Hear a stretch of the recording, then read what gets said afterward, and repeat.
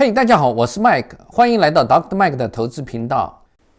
今天是2022年4月3号周日，在今天这个视频，我们聊一聊明天航空股会大跌吗？ Palantir 最近技术井喷 ，NIO 呢对 ET5 做一个揭秘，然后最后我们聊一聊特斯拉明天股价会暴涨吗？希望对大家有所帮助。OK，let's go。根据最新的消息，由于佛罗里达州的雷暴天气，使得美国春假期间最重要的旅游目的地之一的交通呢放缓，航空公司呢取消了数百个的周末航班，另外呢有数千个航班被延误。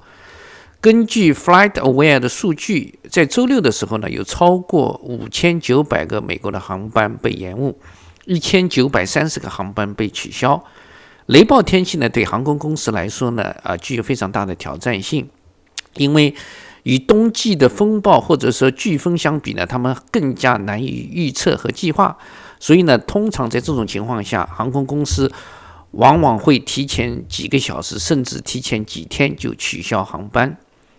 而且我们知道，原来呢，整个航空公司的资源由于新冠对这些公司的影响，本来就是缺少工作人员，所以在风暴的影响下呢，现在是雪上加霜，对他们的业务呢造成了非常不利的这样一个影响。另外，根据 FlightAware 的数据，西南航空公司取消了520个航班，占到它周六航班的 14%， 加上1512个延误，占到了原定航班的 43%， 接近一半。而美国航空公司在一份声明中也说，佛罗里达的天气和由此产生的空中交通管制呢，也是影响了美国航空公司的运营。通往和前往佛罗里达州的大多数北行和南行的航线也是受到了影响。达美公司呢也表示，佛罗里达州的天气也影响了它的周末的运营。每家航空公司周六的航班安排中，大约至少有1/5的航班被延误，也就是大概占达美有600个航班左右，所以可见呢，这个周末的雷暴天气对几乎所有通往佛罗里达的航空公司都造成了负面的影响，所以很可能在明天会对航空股的股价造成不利的下跌影响。Palantir 公司最新获得了2项专利，从屏幕上方大家可以看到其中的一项专利。这个专利呢，总共是提供了确定化名文件的系统和方法。文件呢，一般为一个或多个数据集定义了化名。通过这个专利呢 ，Palantir 可以确定至少一个结构化的查询语言，也就是所谓的 SQL 查询，其中包括化名文件中定义的一个或者多个的化名。至少一个的 SQL 查询呢，就可以被翻译成相应的可执行的 SQL 的表达式，相应的可执行的 SQL 表达式呢，就可以被执行。我们知道Palantir 的强项呢，就是收集众多的数据，然后呢，在不同的数据集进行分析，根据客户的要求，将这些无序的数据归纳出来有意义的信息提供给客户。所以呢，这个结构化的查询语言就是 SQL 是非常关键的一个技术Palantir 也是取得了专利，说明它在这个领域也是占据了非常的领先的地位，有了自己的专利，自己的一个技术。那么在3月份，单单这一个月 Palantir 总共获得了25个新的专利非常多，一个月25个，平均一天就得到一个。我们知道软件的专利呢尤其试图对某一特定类型的创新的所有权的这样一种复杂专利，通常都需要好多年才能获准。而 Palantir 呢，在3到4年前就开始大量的申请专利，所以呢，现在也正是收获的季节，所以呢，他在3月份光一个月就收到了25项的一个新的专利得到了非常大的一个收获。我们知道 Palantir 的软件领域呢是一个非常竞争激烈的领域他们呢又通过的软件给他们的客户提供必要的数据分析，所以呢专利是非常要紧，对于 Palantir 来讲呢是一个利公司的立足之本。所以呢我非常的开心看到他们呢已经得到了非常多的专利，说明呢他们在技术方面有自己的护城河，而且呢这个护城墙呢也是非常厚，可以呢保证他们在竞争的领域中胜出。这本身也增强了我继续投资 Palantir 的一个信心。Palantir 这一周股价的走势，我们看到从技术位它基本上是围绕5日均线与60天均线之间做一个整理啊。在周二的时候呢，它是涨了6个百分比，是一举突破了60天均线。然后在周三、周四2天连着2天下跌，再次跌回了5日均线的支撑。然后呢，周五在这个5日均线的支撑下呢有所恢复，它是微微上涨了0.73个百分比。周五是收在了13块8毛3基本上正好是收在了60天均线。所以呢，通过这几天它股价的走势呢，我们看到它整个的震荡的区间也在逐渐的缩小。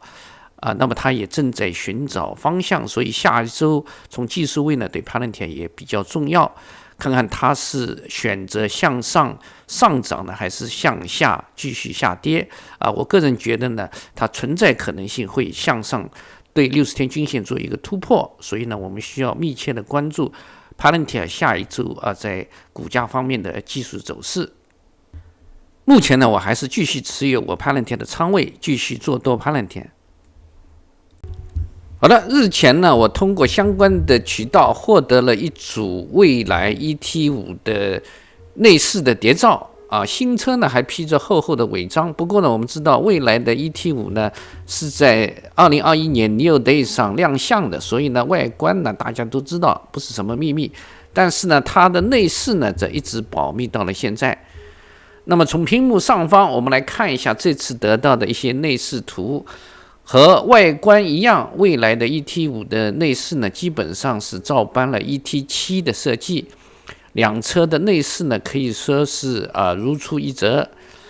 延续了蔚来家族的一个极简的一个内饰风格。根据此前在 NIO Day 上发布的信息 ，ET5 的全液晶仪表盘和中控屏的一个尺寸呢，与 ET7 是相同的，分别是10.2英寸和12.8英寸。这次呢，虽然没有在车的前方看到 Nomi 不过呢，我相信 Nomi 呢还可以通过客户选装的方式出现在量产车上。而通过另外的一张图片显示 ，ET5 呢并没有配备同 ET7 一样的一个后排的一个触控屏，仅仅呢有一些空调的出风口。这呢就和 ET5 的定位因为相对比较便宜有关系。那么从它的价格方面，我们知道如果是选用了75千瓦每小时的电池的话，它购车连电池一块买呢是在32万8千人民币用租赁的话呢是25万8千，然后月租费呢是在980块。如果是选用100千瓦每小时的电池如果整车带电池的话是38万6千，用电池租赁的话呢是25万8千月租费呢是在1480块钱。在动力方面 ，ET5 呢使用了前永磁的同步电机以及呢后感应异步电机的一个双电机布局，电机的总功率呢达到了360千瓦。峰值的扭矩呢是700米，100公里加速呢4.3秒。如果搭乘标准的电池包，也就是75千瓦小时的电池包呢，它的 CLTC 的续航达到了550公里。而如果是搭载长续航的电池包，也就是100千瓦每小时的续航可以超过700公里。而如果搭载超长续航的电池包，也就是150千瓦小时的续航呢，可以超过1000公里。NIO周五的股价，我们看到它在下跌的过程中，当达到5日均线的时候呢，明显得到了支撑，然后呢开始反弹。而它在上涨的过程中，它的上影线一旦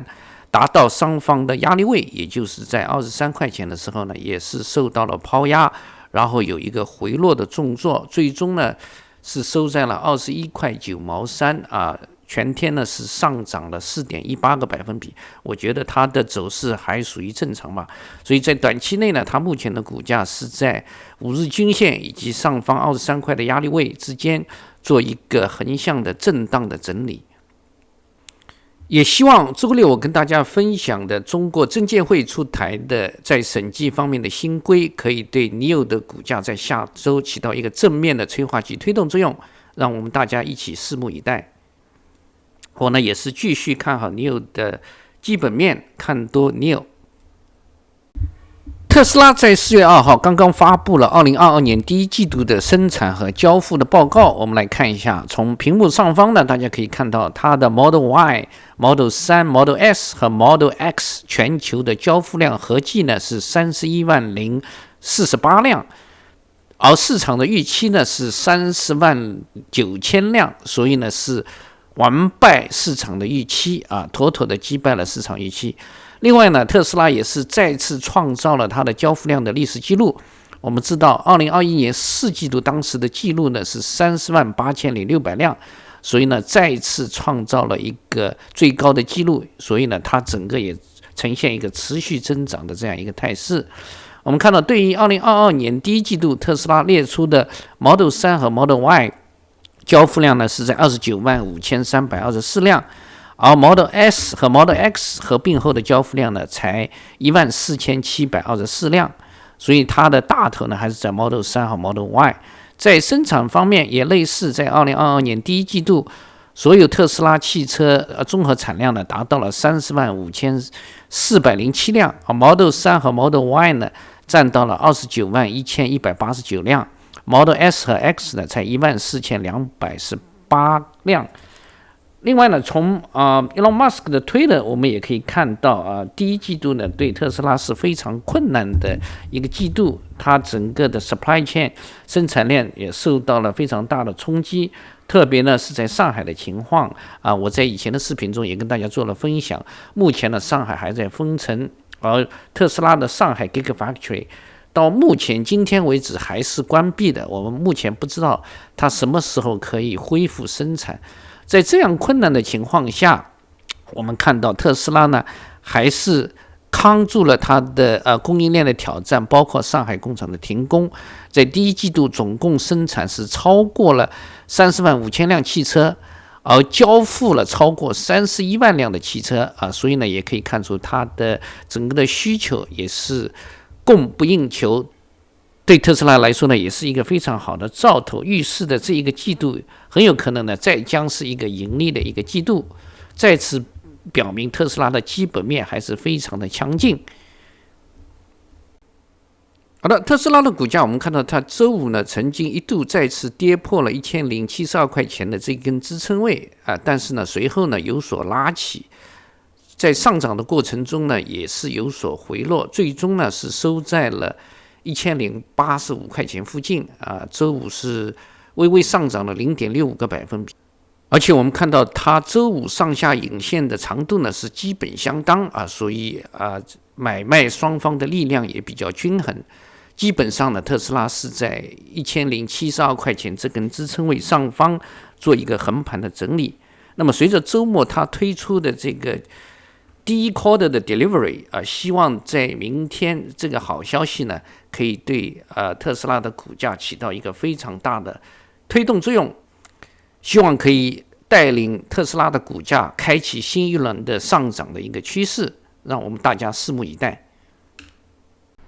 好的，这是今天的视频。如果您喜欢今天的视频，不要忘了点赞。如果您还没有，请点击视频下方订阅我的频道，打开小铃铛，您可以在第一时间收到我新的视频的通知。转发并且评论，谢谢。我们下个视频再见。